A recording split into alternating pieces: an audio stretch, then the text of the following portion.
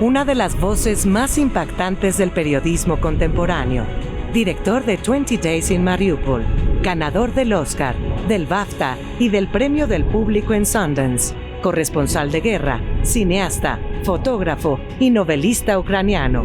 Ha documentado con valentía el asedio de Mariúpol durante la invasión rusa a Ucrania. Su trabajo, galardonado con el Premio Pulitzer al servicio público, ha conmovido al mundo. Con ustedes, Mstyslav Chernov.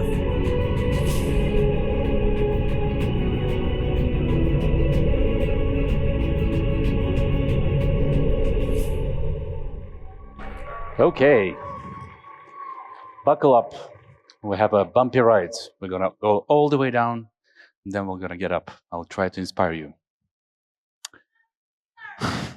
Thank you. There is a myth in Greek mythology about a man named Sísifo. He was sentenced by gods to push the huge boulder up the rock, up the mountain, all the way up, just to see, just before the arrival, the boulder go down, all the way down. He had to go and push the boulder again. And that is for eternity.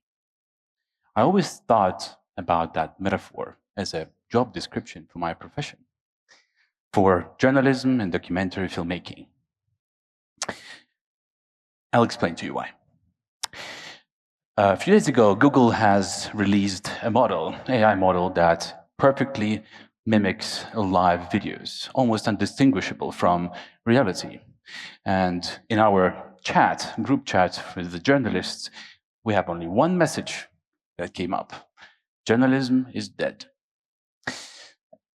Somehow, I felt right, but also very wrong. And I thought about the arguments why.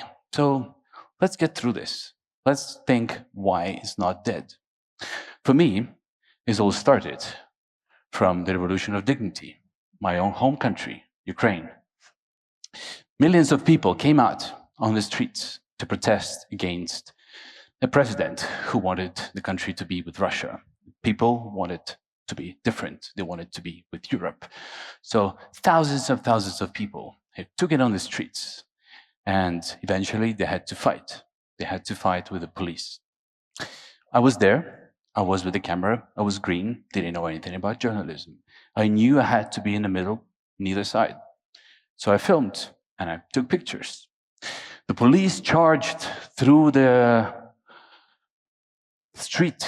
They beaten up protesters. There was blood, there was rocks, there was screams. One policeman cornered me, hit with the baton. And I said, "Don't beat me, I'm a journalist." And he said, "Oh, you're a journalist."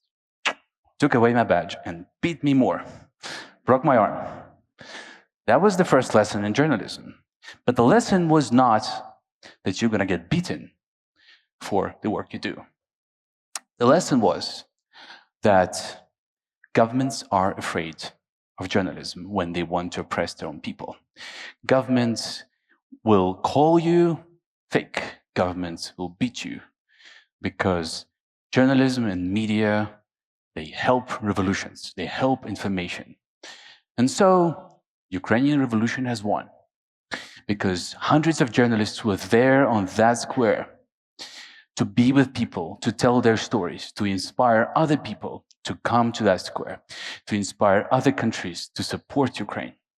And that's what helped. So for a while, I was hopeful.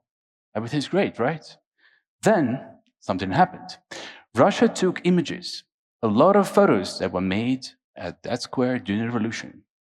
They showed it to its own people to justify the invasion that was coming. They didn't like the direction where Ukraine was going. So they invaded. They took Crimea, they took Donbass, they took Luhansk region, and tanks rolled through the border and soldiers marched into Ukrainian cities. That was 2014, not 2022. I was filming everything. I was there. And it didn't work. International society did not help. International society did not recognize that that was happening. I thought I should do my job better. Okay, then comes the worst day of my life. That was the day when Russia shot down the airplane MH17, killing 298 people. I was there, one of the first journalists who were at the site. I was filming the smell, the bodies, horrifying scenes. That changed me.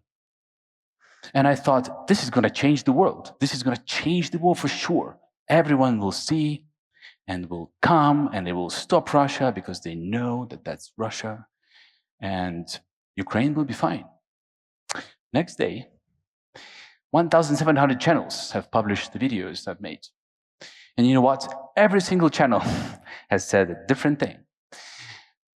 No decisions was made, everything was discussed, but no action. The truth has drowned in this massive amount of fake news and versions. So that's the lesson I learned. Whatever you do, the truth will probably be buried under the rubble of falsehood. I lost hope. I really did. I came to my friend. He was from Serbia, an old cameraman, seasoned war journalist. And I said, I don't know what to do. Why am I here? What are we doing? We're not changing anything. And he said, Mstyslav, I'm going to tell you a story. He poured himself a drink, took a sip, and he said, I was in Serbia. I was embedded with Serbian soldiers that were coming in Srebrenica. And Srebrenica is a city that later on we know that 8,000 people were massacred by Serbian army. At that moment, he didn't know what was happening. He said soldiers started to rounding up people. And one man in the crowd ran to him, to my friend. He saw the camera and he ran and he grabbed the camera and he said, please film me, please. My friend was filming. And he said, you know why that happened? That man knew that if he is on camera, the soldiers will not kill him. There is a proof that he existed. There is a proof that he was taken. And that man survived. I didn't ask any questions anymore. I kept working. 7 years later, the court in Netherlands ruled that Russia was responsible for that strike. And as proof for that court, also the images we made were used. So families have gotten peace of mind. I still had some hope, but the world was distracted. Migrant crisis, Middle East wars, so many things was happening. Ukraine was out of the news. So I went to Europe. That's where I learned my next lesson. I went to Europe. Thousands and thousands of people were arriving on the shore of European countries, seeking for refuge, seeking for safety, seeking for help. And they walked through hundreds of kilometers. They were beaten up by police. They were fenced. They were put in camps. And yet, they were moving forward. Journalists were with them. I walked with them. I lived with them in tents. I crossed the border with them. I got arrested. I got beaten up. You'll see I got beaten up in all countries where I go. So, and then things have started to improve. The borders have opened. Things have been moving well. But then something happened. Far-right politicians took the images and used them to radicalize societies. They have used them for their own purposes against the very people we were filming. And that was another lesson for me. However you try, your pictures will not just be misinterpreted or buried under the rubble of falsehood. They will be used against people who you're trying to help. But should be hope in that, right? I was flying to Lesbos, an island who received the most of the refugees at that time. I was flying to Lesbos, and next to me there was a woman. She was praying because the plane was shaking. We thought we were going to fall. It was terrible. And she said, I'm going to tell you my story. I'm a mother of 5 children, but I've seen these pictures on the TV, and I decided to go and help. And my head opened up. I realized how much that helped, actually. Hundreds, thousands of volunteers all across Europe were helping and came together. So whenever you hear that humans are bad, humans are evil, and you will hear that a lot, know this: they are only that when they are misinformed. I went to Middle East. I wanted to see the reasons why these people are running away. I was trying so hard to do more. I wanted to make a difference, really. So, Iraq, Syria. Iraq had a major US operation against ISIS in Mosul city, and it was heavily bombed, and it wasn't going well. A lot of civilian casualties. Syria back then was also bombed by Russia that came to help Assad, who was fighting the rebels. Cities laid in rubble. And that was very familiar. Those was very much the same Russian bombs that destroyed Ukraine and will destroy Mariúpol later. Me and a fellow filmmakers, we all tried to show it. We all tried to make a difference. Nothing worked. I was really, really depressed. I was filming for more than a year. It was too far to make a difference for the world. So I was discouraged, and I go back to Europe. I went back to Europe. Belarus had its elections, and for a while, it seemed very hopeful. I thought, that's the place where I can make a difference. I went there, and it was similar to Ukraine. People came on the streets, and they protested against the president who was there for 25 years, authoritarian regime, and they were so enthusiastic. And then police cracked down on them, and then they started arresting people. They started, again, very similar to Ukraine. I've seen that before. Media was there. Again, we were making a difference. More and more people were coming on the streets. More and more people. Yeah, that was rough. More and more people were coming. But, unfortunately, the regime learned the lesson.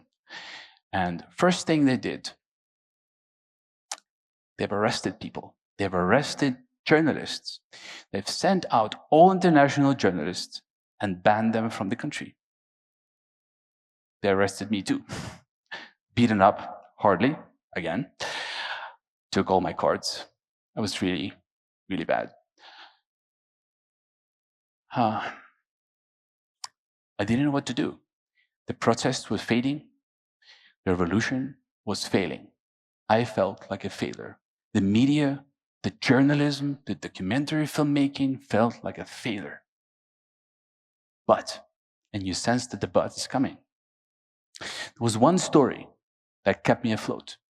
The story of Alexander Tarakovsky and his wife. At the wake of the protest, that man died, and he was the first casualty of the protests. Police has claimed that he has committed suicide with the bomb that he held in his hands. And that's what they told to his wife. But it was not true. I was the only journalist who filmed how they shot him on the street. And I showed that video, with her permission, of course, to his wife. And although we couldn't change what the government said, although we couldn't do anything with the verdict or with the revolution, I know that at least one person knew the truth. Her husband did not commit suicide. And that helped me to go forward. I'll skip the COVID. I hope we all learned something about the falsehood about media from that, but maybe not, maybe yes. The next lesson was in Afghanistan. Afghanistan was rough. US just left. We crossed the border by foot from Pakistan. It was a mess. Taliban came in power. They were trying to build the government. They were trying to make a difference. They needed journalists to come and film everything to legitimize their regime. So we did. But what we saw was so horrifying. I can only show you. The country was in crisis. The aid has stopped. The minorities have been jailed and persecuted. People were poor. There was no water. There was a drought. I came to this village that had the only hospital in a container. People came to me and showed scars from removal of their kidneys because they were selling their kidneys to Iran to feed their families. Men were selling kidneys sometimes of their wives too. Terrible. They were selling their daughters to Iranians because it's just across the border to feed other kids. Children were malnutritioned and dying of hunger, and no aid was coming. And we thought, I'll go back for a second. We thought, we will make a difference. We'll tell the world about this. And as the humanitarian aid had started to build up on the borders, as they prepared to bring everything in, I heard, and everybody heard, Russian forces have built up on the Ukrainian borders. And the world, you might guess, just forgot about Afghanistan. I flew to Ukraine. That was my country. I needed to be there. I needed to make a difference. But it was so happy for me to think that all these people will be forgotten, that no one will help them, and some of them will just die. So when Russia was already across the border, when they were already attacking, when we were already in Mariúpol, I suddenly, and that's the but that I always want to bring up in the end of each section, I was started to get in messages, Instagram, Facebook, and not just me, other fellow journalists did. Messages from families from Latin America, from US, from Europe, from Canada. They were all asking, how can we help? How can we help this child? How can we help this man to buy his daughter back? And they did. A few people got help, but that gave me strength to keep working in Ukraine. Mariúpol at the time was besieged, surrounded by Russian forces, bombed every day. 90% of the city was destroyed. 50,000 people were killed by indiscriminate shelling. There was no journalists there. The city was besieged. Few images that could stand out of there with my team. They didn't change much. And the only thing we could do is to try to get out of the city with all the footage that we had and do something with it. So we did. We hid among the civilians when the gate opened up after 20 days. And we hid everything and we sneaked out. And with that material, the film came. Someone once told me, wars don't start with explosions. They start with silence. Лично видим визуально. Танки зашли с надписью Z. Город Мариуполь блокирован со всех сторон. Russians have entered the city. The war has begun, and we have to tell its story. Хорошо, что тут есть пресса. Снимайте. This is painful to watch, but it must be painful to watch. Вони нанесли бомбовий удар. Вон там! Хирургический корпус! Вот там! А, ну госпиталь, да? Мамочка! Не знаешь, куда бежать.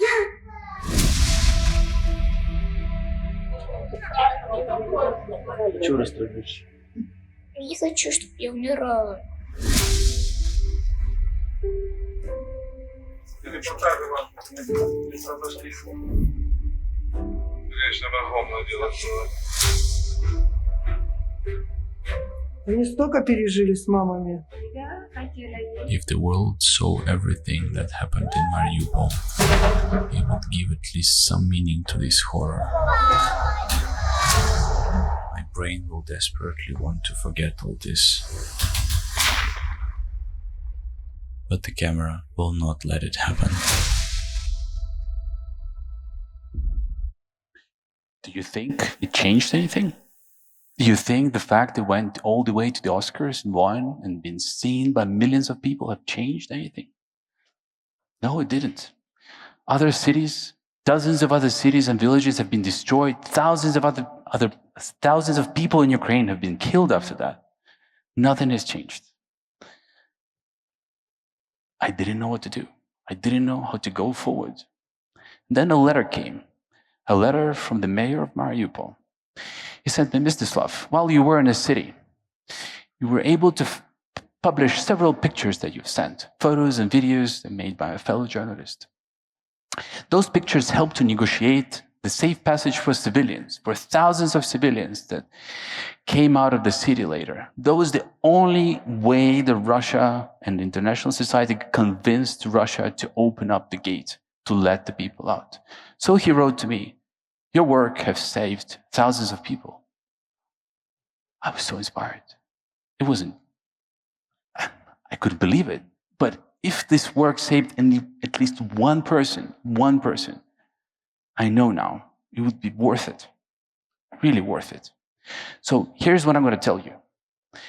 I wanted to quit this job so many times, more times than 7 lessons, more times, but I didn't. And next time you feel uninspired, you feel like things you do don't matter, think about Sísifo. He got punished for cheating death. He chained up Thanatos, the god of death, in his kingdom and left. And for a few short days, humanity didn't die. Everyone lived. And Ares, the god of war, came and liberated Thanatos. Why? Because war had no sense. Nobody was dying. And they punished Sísifo for eternity of pushing the boulder upwards.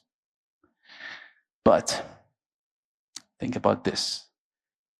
Although he is a symbol of futility, he gave humanity a few days without fear. He gave humanity a few days of peace. Thank you.